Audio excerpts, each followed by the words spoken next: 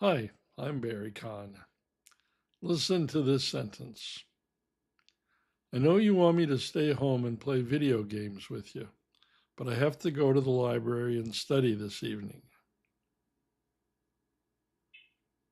I know you want me to stay home and play video games with you, but I have to go to the library and study this evening. This video is about shadowing.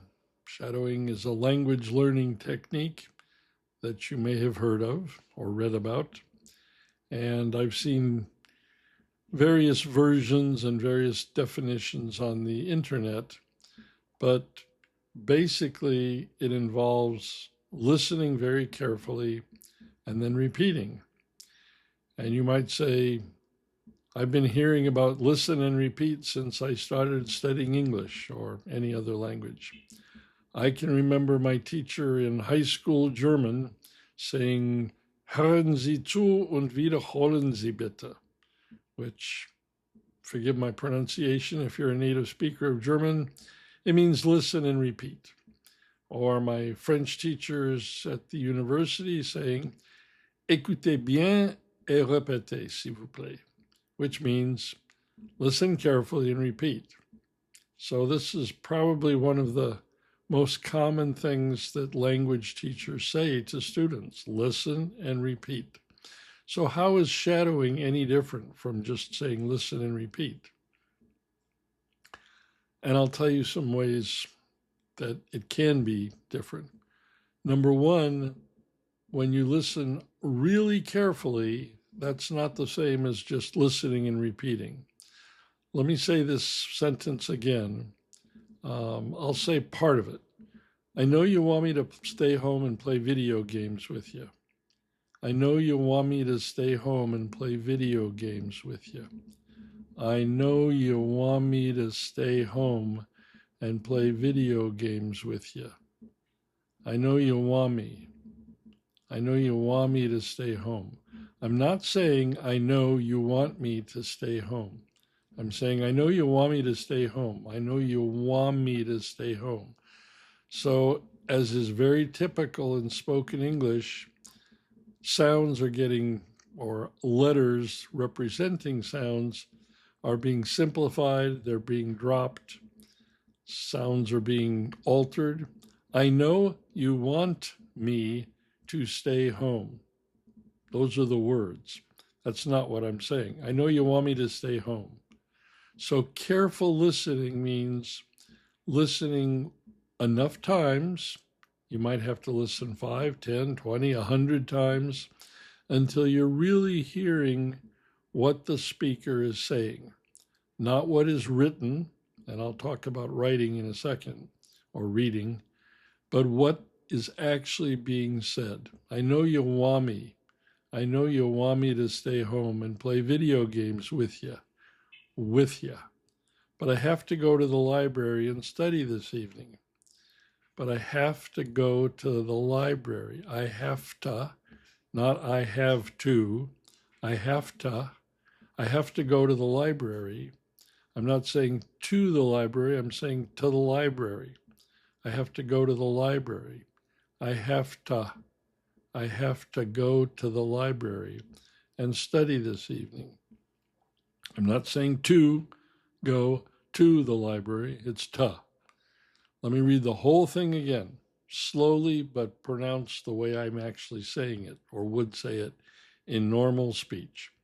I know you want me to stay home and play video games with you, but I have to go to the library and study this evening. If you listen to this sentence, listen to me repeating it 10, 20, 50, 100 times, you'll gradually train your ears. You'll teach your ears and your brain to hear what I'm actually saying. It takes time, it takes repetition, and then the next step, if you're shadowing, is you try to repeat it so it sounds like me. You're trying to copy me as carefully and closely as you can. Really copy. Let me say it again, and I want you to listen to which words are being stressed. Okay, which words are louder? Which words which words jump to the front? I know you'll want me to stay home and play video games with you, but I have to go to the library and study this evening. I know you want me to stay home and play video games with you, but I have to go to the library and study this evening. Some words are louder than others. The TO, but I have to go to the library, have to go, and library are important words. They carry the meaning. To the library, it's there, it's for the grammar, but it's not important. If you drop it out, have go to library and study evening. I can drop words out and the meaning stays. So when you're shadowing, you're not just copying word by word by word, you're copying a stream of sounds. I know you want me to stay home. I know you want me to stay home. I know you want me to stay home and play video games with you. I know you want me to stay home and play video games with you, but I have to go to the library and study this evening. So the whole point of shadowing is to copy and repeat with the most fidelity, the most accuracy you can. If I was angry, all right, I'll pretend that I'm angry. I've been having this conversation with my little brother, and he keeps saying, stay home, play video games, stay home, play. No, I know you want me to stay home and play video games with you, but I have to go to the library and study this evening. Okay, so I'm getting angry. However the person is speaking that you're shadowing, whether it's a video that you're copying or just audio, whatever emotion, whatever emphasis, whatever the intonation is, you want to copy all of it. You're basically pretending to be me or whoever you're listening to. And when you're done, whether it takes you 20 minutes or 3 weeks, when you say it, you should sound like me or whoever you're copying. You want to be as close as you possibly can to the person you're shadowing. What does that do for you? Number one, it brings your pronunciation much closer to that of a native speaker. You should be doing this with a native speaker, whether it's on the internet, a video, or a podcast, or whatever you're listening to, a recording from a teacher. You should be copying as carefully and closely as you can. And it will spread through your speech. You'll start to get that deep down feeling, oh, English sounds like this, huh? Okay, I can copy like that. If you listen to non-native speakers, you will notice some of them sound much closer to natives than others do, to native speakers. And the ones who sound closer, maybe they've lived in the United States or England, possible. Maybe they listen to videos or watch videos and listen to podcasts 8 hours a day. That helps. Maybe they're shadowing. It doesn't matter, but they are listening carefully and copying carefully. So that's the basic idea. Now, a couple of cautions. When you're actually doing the listening and repeating, my own feeling is you should not be trying to read at the same time. English spelling is terrible and it's distracting. And if you're looking at the words, you're going to be tempted to say it the way you think it should be pronounced. If you're reading, you're not listening super carefully. So I advise keeping the two separate. Reading to understand, sure. Having an audiobook where you read along while the author is reading, no problem. But if you are practicing listening and repeating, and you're working for maximum accuracy and maximum success in listening, just listen. I often, if I'm trying to hear something in a foreign language that I don't know, I close my eyes. Closing your eyes just stops the visual input completely. And then you just listen. What am I hearing?